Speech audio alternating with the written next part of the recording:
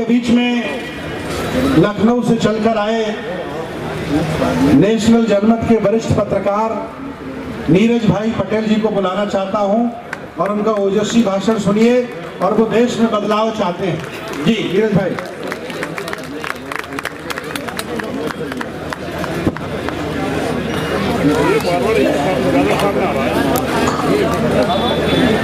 सबसे पहले तो भंते जी का बेहद शुक्रिया कि इस शानदार आयोजन में मुझ जैसे सामान्य व्यक्ति को बोलने का मौका दिया, और इस बात के लिए शुक्रिया कि पश्चिम उत्तर प्रदेश में माना जाता है कि विचारधारा तैयार नहीं होता। आपने पश्चिम उत्तर प्रदेश में करके दिखाया, इसके लिए आपको बहुत बहुत साधुवाद और इस्तकबाल है। जागरूक क्यों नहीं होंगे? मुझे गर्व है कि जिस मेरठ में ये बोल रहा हूं, ये धन सिंह कोतवाल की क्रांति की धरती। जिस मेरठ में मैं बोल रहा हूं, ये माता दीन भंगी की क्रांति की धरती। अभी मेरे बड़े भाई रतन लाल जी बोल रहे थे तो मुझे भी इतिहास की बात याद आ गई कि जहां पर बोल रहा हूं यहीं बगल में 1857 की क्रांति हुई, और वो क्रांति माता दीन भंगी की वजह से हुई थी, और वो क्रांति धन सिंह कोतवाल की वजह से हुई थी। तो हमें उस इतिहास को जानना चाहिए। ये मैदान इस बात का गवाह है कि हमारे इतिहास को दबाने की कोशिश की गई। तुम्हारा शिवाजी महान कैसे? तो उनके साथ एक जोड़ दिया गया कि दादाजी कोणदेव की वजह से महान, जबकि दादाजी कोणदेव का शिवाजी के जीवन में कोई योगदान नहीं। तुम्हारा चंद्रगुप्त मौर्य महान कैसे? तो जोड़ दिया एक चाणक्य नाम का कैरेक्टर, जबकि इतिहास में चाणक्य का कोई उल्लेख नहीं। कोई विदेशी जितने भी इतिहासकार आए उन्होंने कहीं उल्लेख नहीं किया। तुम्हारा कबीर इतना महान कैसे? तो जिन मनुवादियों को कबीर का जन्म नहीं पता कि कब हुआ था, वो बताते हैं कि विधवा ब्राह्मणी के गर्भ से हुआ था। जन्म की तिथि नहीं पता, विधवा ब्राह्मणी के गर्भ से हुआ था ये पता है। इसलिए इतिहास को चुस्त दुरुस्त करने की जरूरत है, और साथ ही साथ ये मेरठ वो धरती है जहां कभी सर छोटू राम की विचारधारा की वजह से चौधरी चरण सिंह और भारतीय किसान यूनियन के लोगों ने कभी नफरतवादी राजनीति को, इशारों में समझिएगा, नफरतवादी एजेंडे को यहां पनपने नहीं दिया था। लेकिन नफरतवादियों ने एक झूठा बहुजनों के बीच में दंगा करवा करके उस यूनिटी को छीनने की कोशिश की। किसान आंदोलन में काफी हद तक वो दूरियां कम हुई हैं। यहां से शपथ लेकर के जाइए कि उन नफरतवादियों को पश्चिम उत्तर प्रदेश से उखाड़ फेंकेंगे।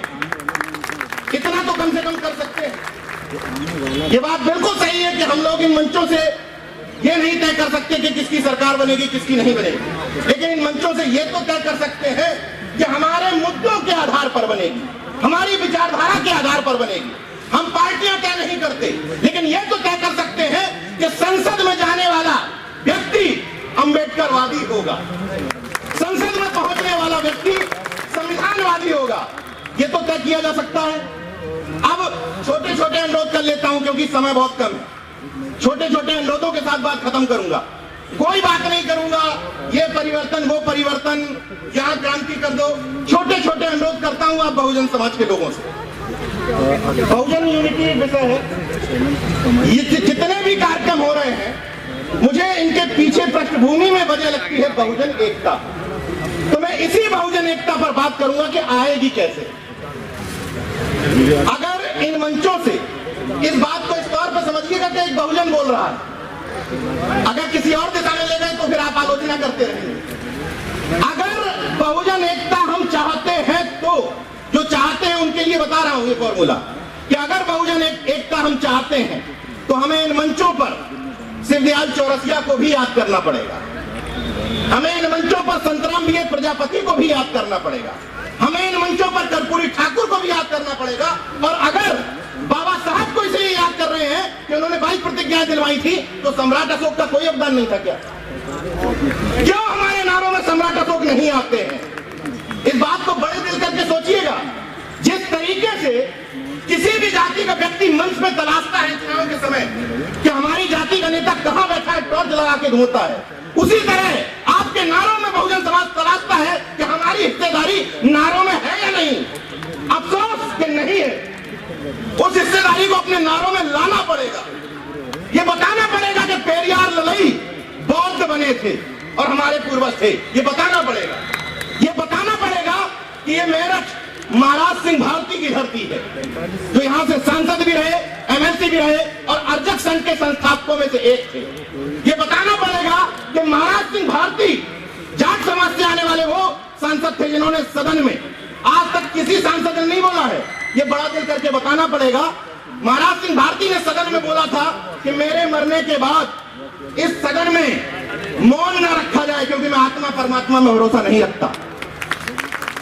महाराज सिंह भारती ने अपने उनके यहाँ जो इस समय उनके नाती हैं, मेरे मित्र हैं मनीष भारती जी, वो कह के गए थे अपनी वसीयत में कि ना मुझे मेरे अस्थि कलशों को कहीं किया जाए, और हाँ एक बात और कह गए थे कि मेरे नाम के आगे स्वर्गीय न लगाया जाए।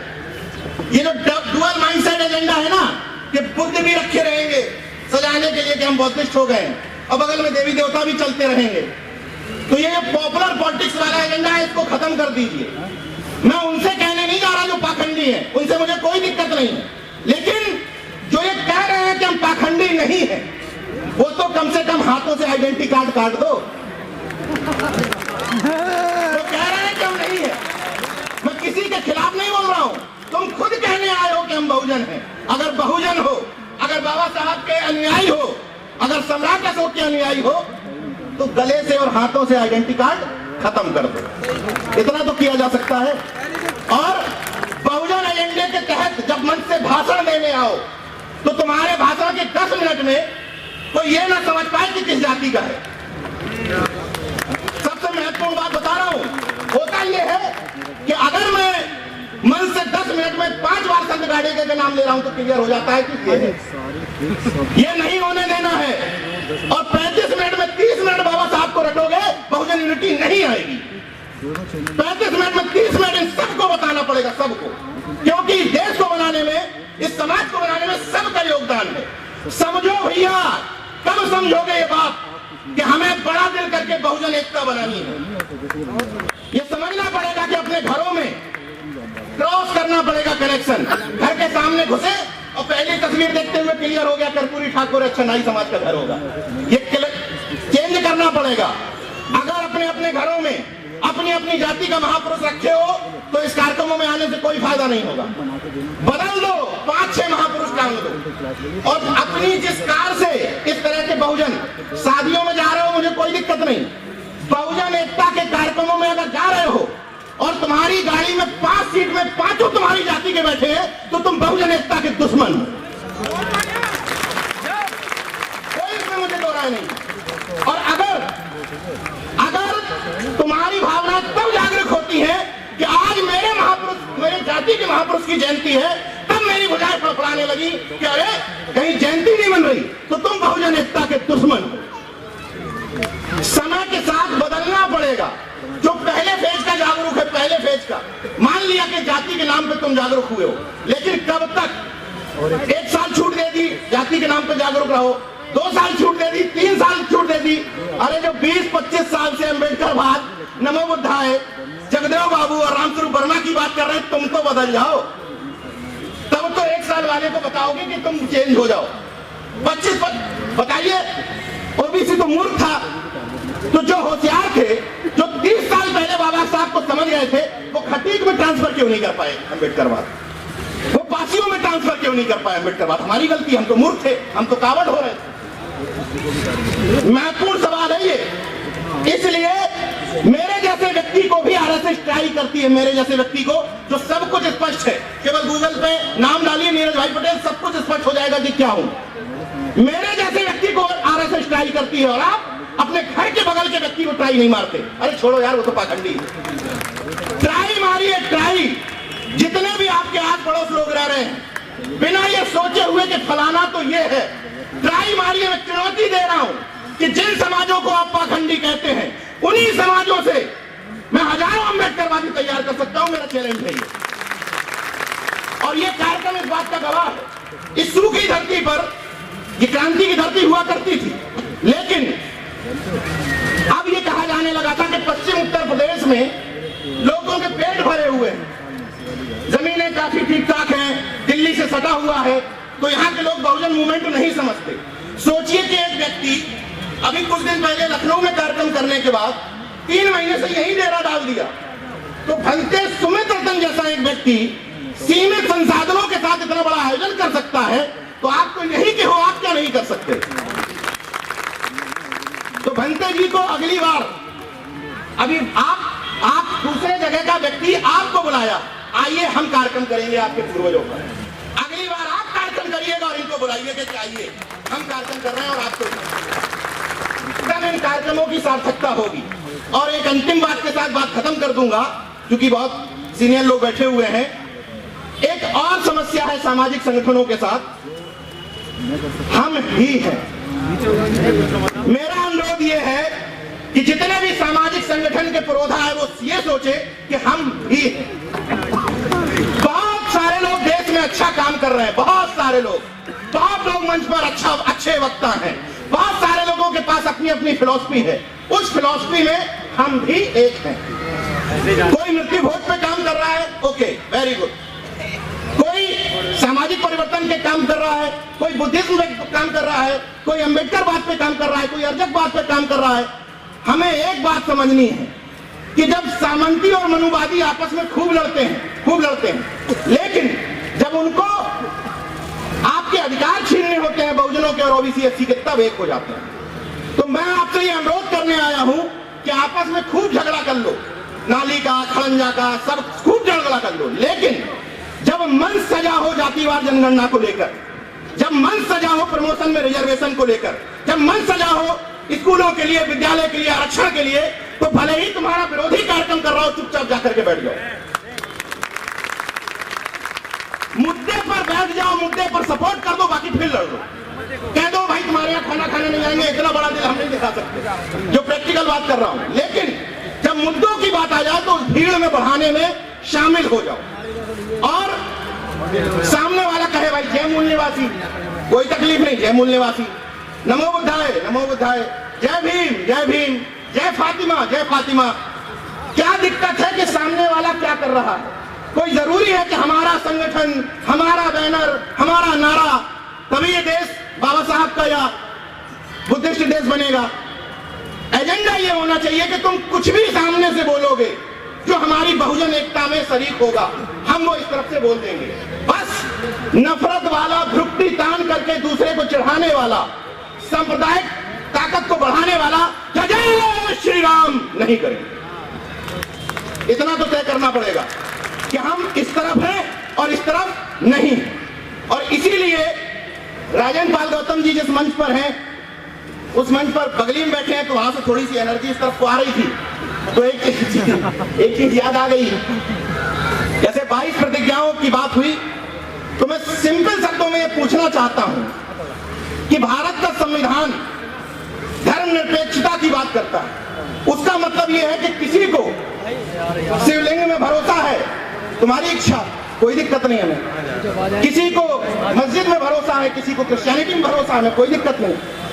किसी को बुद्धिज्म पे भरोसा है, वही भारत का संविधान हमारे जैसे लोगों को ये इजाजत देता है कि इसमें तकलीफ कहां है कि हम कह रहे हैं कि मैं ब्रह्मा विष्णु महेश को ईश्वर नहीं मानता। नहीं मानता तो नहीं मानता यार, जबरदस्ती बनवा लोगे क्या? ये तो हमारे व्यक्तिगत विषय है ना, ये तो हमारा निजी विषय है कि हम नहीं मानते, नहीं मानते तो नहीं मानते। उसी तरीके से अभी एक आया कि वो ताड़न का शब्द बदल दिया, खत्म कर रहा हूं। तो हम सब लोगों को उसी ताड़न का अर्थ जो इन्होंने बताया है, उसी ताड़न का अर्थ हम लोगों को भी लागू करते हुए कहना है कि सामंती, मनुवादी और चुटियाधारी ये सब ताड़न के अधिकारी। ताड़न का अर्थ क्या है? तो बस हम शिक्षा की बात कर रहे हैं, हम संवैधानिक लोग, हम लोग संवैधानिक लोग हैं, हम लोग शिक्षा की ही बात कर रहे हैं। तो शिक्षा देना जरूरी है कि नहीं? तुम हमको क्यों दोगे? तुम हमसे बदले में भी लो। इन्हीं शब्दों के साथ बात खत्म करता हूं।